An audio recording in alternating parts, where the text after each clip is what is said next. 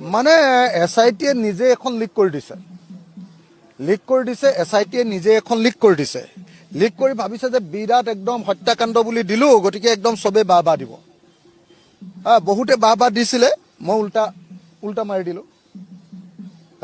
মই উল্টাকে ক'লো মই সমালোচনা কৰি দিলো গতিকে মোক ভয় খুৱাব খুজিছে আৰু যিবিলাকে বাহ দিছিলে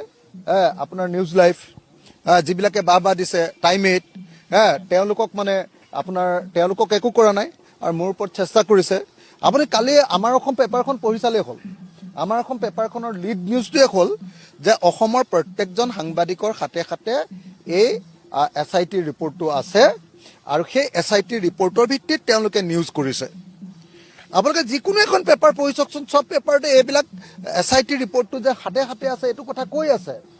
ND24-এ এইটোৰ ওপৰত প্ৰথম দিনাই টকশ্ব'য়ে পাতি দিলে NK TV-ও টকশ্ব' পাতি দিলে হয়নে নহয় সবৰ হাততে আছে কিন্তু এটা কথা আছে ন অসমীয়াত নহয় এইটো বাংলাতে আছে যত দোষ নন্দ ঘোষ অসমত যিমান গণ্ডগোল হ'ব তাৰ কাৰণে জগৰীয়া অখিল গগৈ